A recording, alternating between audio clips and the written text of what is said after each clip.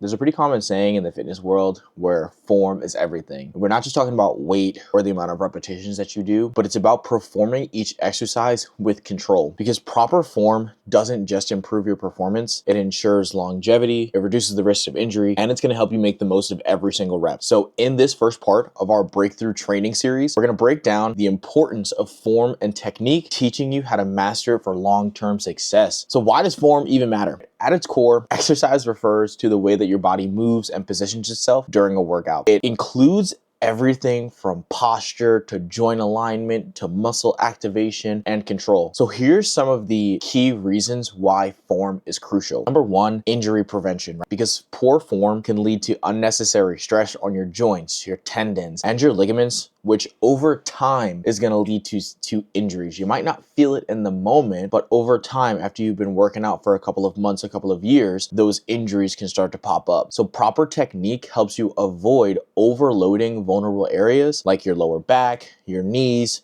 or your shoulders. Form is also important because you want optimal muscle activation. So using proper form is going to ensure that the intended muscles are doing the work. For example, when you squat with good form, you should feel it in your glutes, in your quads, and in your hamstrings if they're activated properly, which is going to make your workout more effective. If you're doing a shoulder press and you feel it in your lower back, something might be wrong. Improving your form is also going to increase your strength and performance, because with proper form, you can lift heavier weights and perform more challenging exercises safely. So instead of just doing deadlifts or squats, you can get more exciting and do something like a barbell clean and press, something like a barbell snatch where you're taking the bar from the floor to overhead. If you increase your strength and performance, you'll be able to do them with ease. And last up is going to be efficiency and longevity, because training with the right technique is going to allow you to get the most out of every single rep and make sure that you're continuing to progress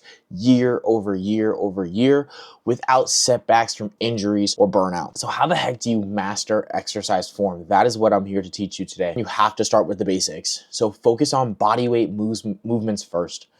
Before progressing to weighted movements, it's super essential that you master body weight exercises like your squats, push-ups, lunges, planks, and all of the variations in between, because these movements are going to teach you proper alignment and core engagement, which is all used to create a solid foundation for every exercise.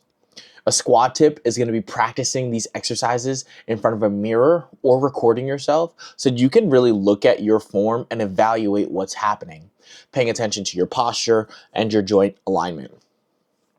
Number two, core or midsection engagement. Your core plays an important role in keeping stability and balance during your exercises. So whether you're doing a deadlift or even a bicep curl, keeping your core engaged and braced is going to help protect your lower back and improve your balance. Some tips to help you engage your core is think about bracing or squeezing your midsection as if you were going to get punched in the stomach.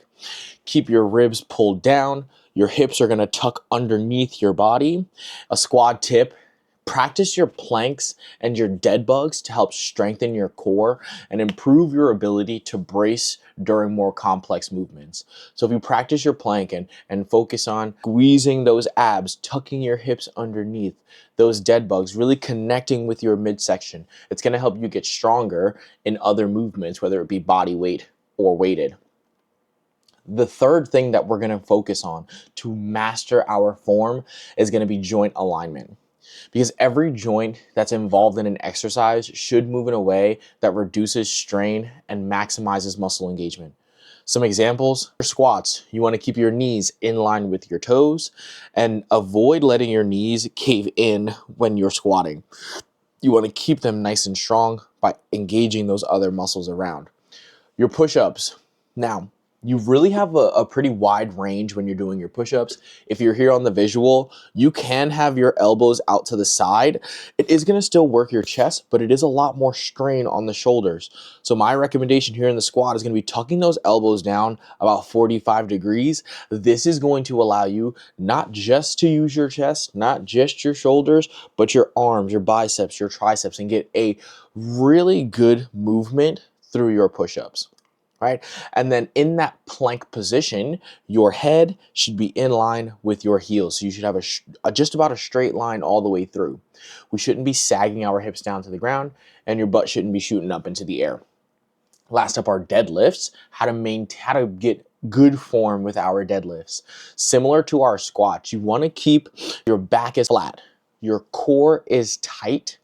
When you're deadlifting, the movement is a hip hinge, so you're pushing your hips behind you as you drop down into position. Your shoulder should stay above your hips, and you should keep your body just about over the barbell, not hanging over too far or leaning back too much. A squat tip here would be slowing down the movement to improve your mind to muscle connection.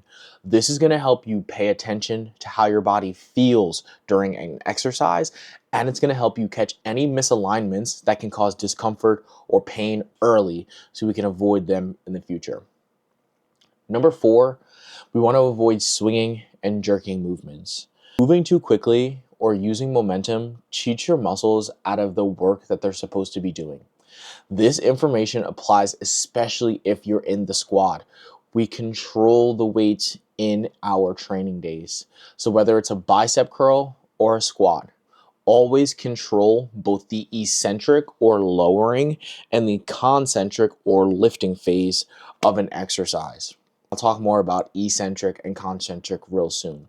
We want to control our tempo. If you're in the squad, we're aiming for about 2 to 3 seconds on the way down or lengthening of the muscle, and then 1 to 2 seconds on the way up. This control allows you to build muscle tension, strength, and endurance.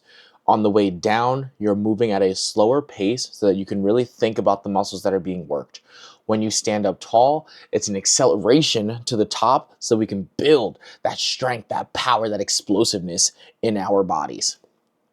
Number 5 is going to be breathing.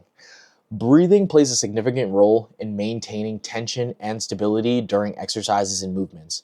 Knowing when to inhale and exhale can support your core engagement and keep your form solid.